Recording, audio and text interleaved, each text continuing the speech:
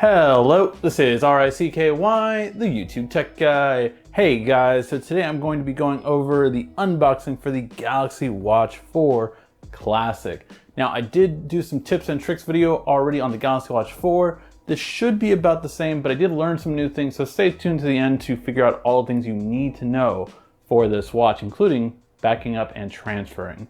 Okay, so first let's start with the unboxing and get my first impressions. And it literally looks like a distant cousin of my current watch, which is the Galaxy Watch 3. Kind of see them both side by side. They're very, very similar in terms of the style they have. Now, important thing to note, if I'm not mistaken, 20 millimeters. These have lots of dirt on them, so I might not keep this one, but you should be able to change it with any 20 millimeter band, so it might actually be the same. I will let you know in the description if it is, but very happy to see that. The buttons are a little bit different. On the Watch 3, they went more of a circular style button. On the Galaxy 3, they went with a more circular watch style in terms of the buttons, but on this one, they returned to that flat style. So see how it goes, hold it down for that power. And I believe they are the same screen size. Again, though, I will point that out in the description. And then what do we have here? Probably just the power cord, because I do believe it is slightly different. I know when I went through the Watch 3, when I went through the Galaxy Watch 1 and the Galaxy Watch 4, they were a different charger. It didn't quite work on the old one and versus the new one for my wife's, so I did have to make sure to change that one out. And here's this one. It still should work with Samsung's triple charger though, or any of the old double chargers with the watch base, so you still have that. The only difference is, of course, you don't have the magnetic feature, which I wish those chargers had, because these are really good at connecting with the watch, whereas the universal chargers are not. All right, and now we have that over. So we're gonna set it up, and then I'm gonna go over some of the differences. We'll take a look at the screen size once a watch is on here, and then show you what you need to know.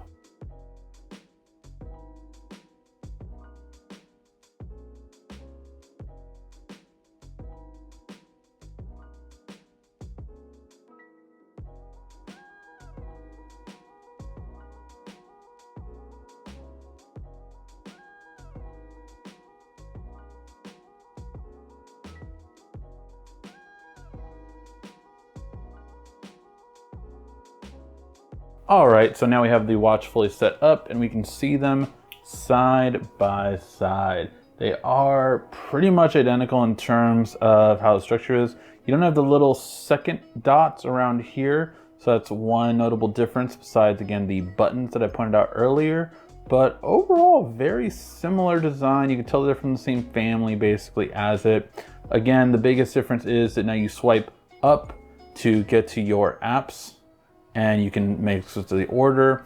Again, one thing I pointed out in the last video that you do also want to know that you go to your Play Store here to actually see all the apps that are on your phone that you can have on your watch. So this will basically tell you like, hey, these apps, there is a watch version for it, so you should probably download it on your watch, and that is definitely a nice call to do.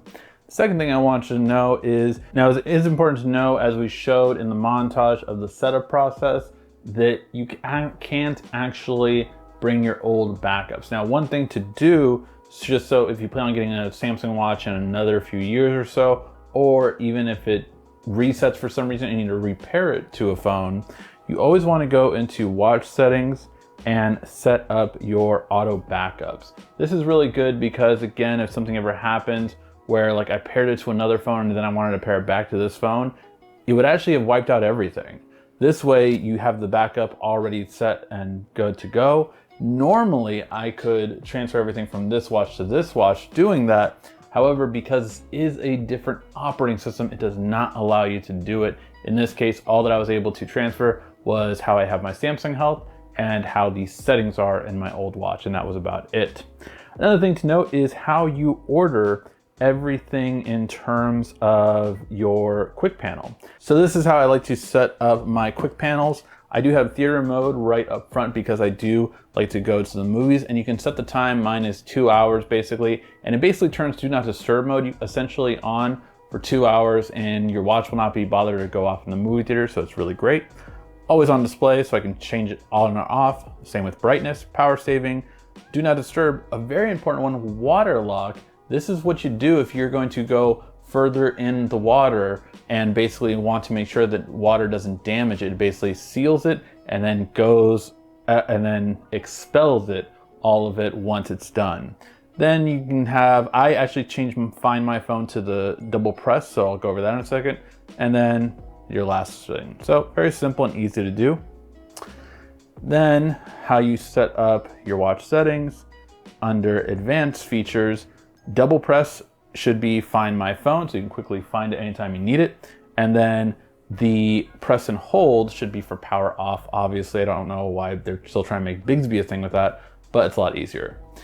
Answer calls and dismiss alert calls. We went over in the last video, but it does basically give you a wrist shake for answering the call and a shake it off to dismiss it.